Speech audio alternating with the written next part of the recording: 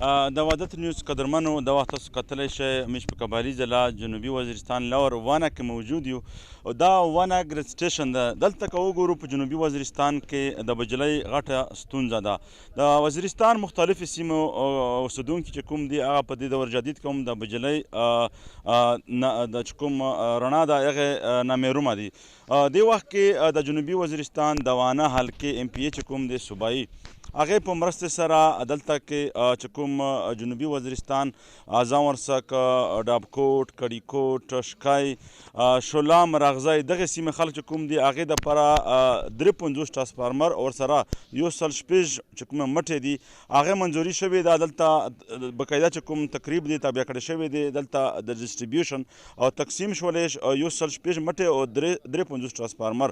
نو په دې حوالې سره زموږ سره چې کوم د دې سیمې اوسېدونکي دي چې کوم د ام پی ای چې کوم دلته حمایت یافته خلک دي هغه موجود دي هغې سره خبرې کوو چې دا چې کوم 53 مټې دي یا 106 ټرانسفارمر دي دغه به کومې سیمې ته دریمي او دغه نه به د دې سیمې خلک څومره فایده ترلاسه کوي.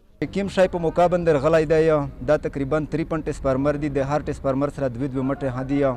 دا مشکیم ډسټریبیوشن شروع کړی دی.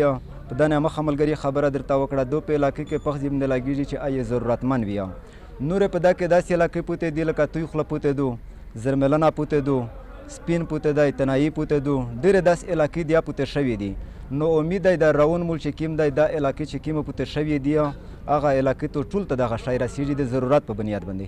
کوټ سره تعلق لرم چې د میش د ام پی ای نصیر الله خان زه یو ورکر یم. میش د ډاب او د خورګۍ دپاره 3 ټرانسفارمر شوي دي او 2 چې کوم مین لار په ډاب کې باندې لګېږي یو بار په خورګۍ باندې لګېږي. دا ذاتي د میش خپل نه دي لکه میش چې کوم په ټرانسفارمر باندې زیات کلي وي چې په ځینې باندې 23 کورونه وي په ځینې باندې 18 کورونه وي په ځینې باندې 15 کورونه وي. هغې په بیس باندې دا شای میش ته میلاو شو او هغې په بیس باندې میش دا کلي تفریغ او په هغه کلي کې لګوي هم غریب خلکو فلوس یې کړل.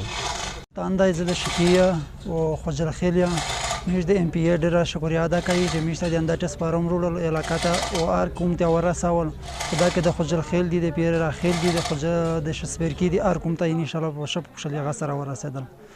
تاسو دلته چې کوم د ام پی ای چې کوم دلته سکرټري دی بهنواز هغې خبره مو واورېدلې ورسره چې کوم د ډبکوټ یا د شکی یا کړیکوټ چې کومې سیمې اوسېدونکي دي هغې خبره مو واورېدلې.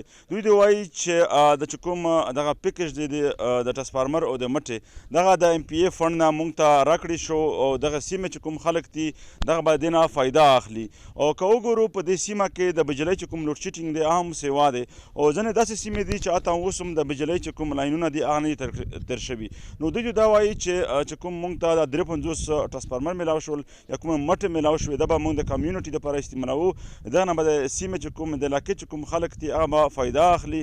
نو په دې حوالې سره دوی دا هم ویل چې کومې پاتې شوې سیمې دي لکه توی خوله زرمیلان سپین تنایي نور چې کومې سیمې دي هغې ته هم پر روان نږدې شپې کې به دوی ته هم چې کوم دا مټې چې کوم ورسره ټرانسفارمر دي هغې پیکج دوی ته هم به میلاویږي. که وګورو په جنوبي وزیرستان کې دې وخت کې چې کوم د بجلۍ لوډ شیټینګ چې کوم دی هغه هم ډېر زیات سیوا دی او ګریډ سټیشن چې کوم دی هغه فیوډرې چې کومې دي تقریبا 8 فیوډرې دي.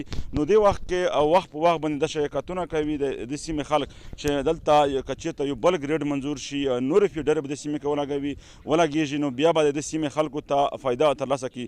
ځکه چې د وزیرستان سیمه چې کومه ده دغه زیاتره چې کوم دوی د ذریعه معاش ته هغه زمینداري ده. د دې سیمې خلک زیاتره د زمیندارۍ سره تړلي دي. نو که چېرته دلته د بجلۍ او چې کوم سیستم دی هغه برابر شي بیا به د دې سیمې خلک چې کوم دي هغه د دې نه ګټه پورته کړي. وحدت نیوز نورعلي وزیر جنوبي وزیرستان ونه.